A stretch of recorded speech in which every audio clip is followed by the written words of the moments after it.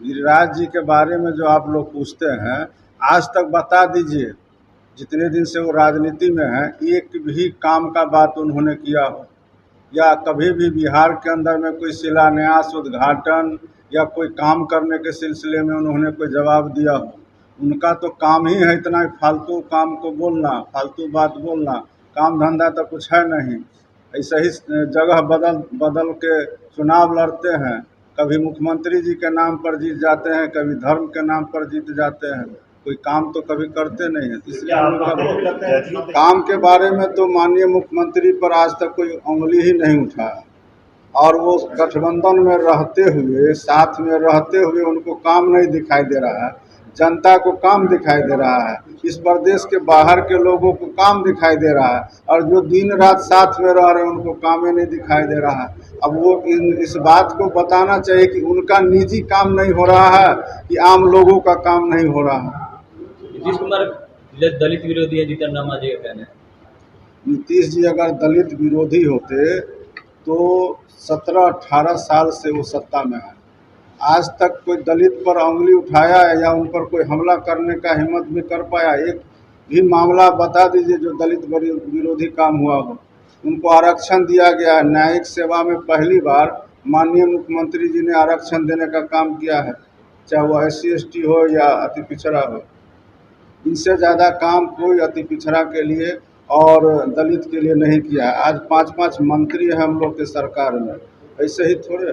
कभी भी चुनाव हो सकता है, ये मत सोचिए कि अगले साल ही चुनाव होगा। इसके बाद पूरी सियासत तेज हो गई। बिहार सिंह ने कहा कि अब वो भविष्यवाणी भी करने लगे। आप तो समझ नहीं रहा है, केंद्र की बात कर रहा है। ऐसा पहली बार तो नहीं हुआ है, समय से पहले तो चुनाव अनेकों बार हुआ है, और हर प्रधानमंत्री, मुख्यमंत्री चाहते कि हम पद पर रहते हुए चुनाव करा लें और उसका लाभ मिले। तो इसमें कोई अनहोनी तो है नहीं, या न कोई भविष्यवाणी है।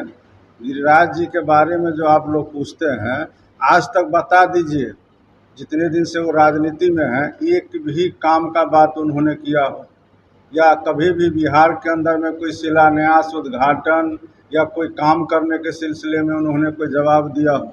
उनका तो काम ही है इतना फालतू काम को बोलना, फालतू बात बोलना, काम धंधा तो कुछ है नहीं।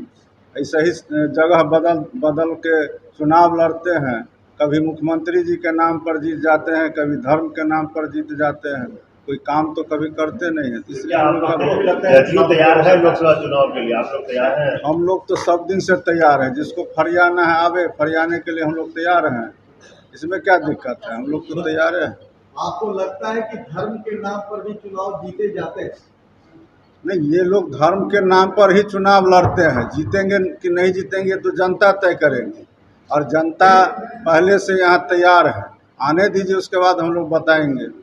JP नड्डा और अमित शाह भी आ रहे हैं इस महीने। उनके अलावा भी जो भाजपा के नेता हैं वो भी आकर के अपना धाक आजमा ले। यहाँ कुछ होने वाला नहीं है, यहाँ का जनता पूरी तरह तैयार है। महागठबंधन मजबूत है, विपक्षी एकता का आपको 23 तारीख को बड़ा उदाहरण देखने को मिलेगा, और हम लोग हर तरह से तैयार हैं, कहीं कोई परेशानी नहीं। बीजेपी ये भी कह रही है कि आप लोग सभी पूरे देश के लोगों को जुटा रहे हैं, लेकिन अपना घर नहीं संभाल पा रहे। जीतन राम मांझी छोड़ के चले गए आप लोगों को। एक बात आप समझ लीजिए, उनको मुख्यमंत्री भी बनाने का काम किया, उनको पहचान दिलाने का काम माननीय मुख्यमंत्री जी ने किया।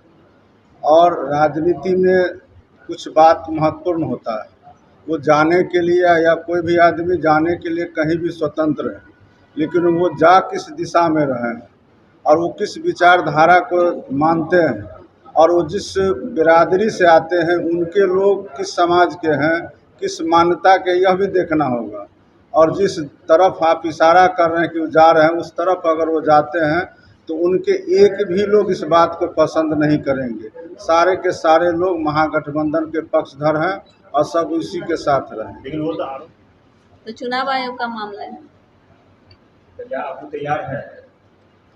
देखिए जब चुनाव आयोग का मामला है तो आदमी जब समय आएगा तब न बताएंगे कि हम लोग तो पूरी तरह से तैयार हैं, क्यों नहीं तैयार रहेंगे।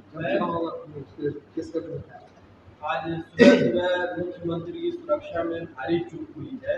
बाइक स्टंट करते हुए स्टंटबाज ने उनको क्रॉस किया। क्या लगता है कि इस तरह का जो स्टंट हो रहा है पर नकेल कसने की कुछ तैयारी हो रही है या कार्रवाई होगी? देखिए अभी ये हमको नहीं पता था। अभी ये लोग ही बता रहे थे और इनसे जब हम पूछे तो बोले कि ऐसा नहीं था, वो टहल रहे थे, अचानक बैक आ गया, तो उसको फिर सब लोग उसका पूछताछ कर रहे हैं, क्या मामला है, जांच हो रहा है। लेकिन ये तो मामला है ना हर जगह, चाहे आपका गंगा पथरे में जो मरीन ड्राइव है वहाँ देखने को मिलता है, पटना में कई जो रोड हैं उस पर बाइकर्स गैंग का कहर रहता है।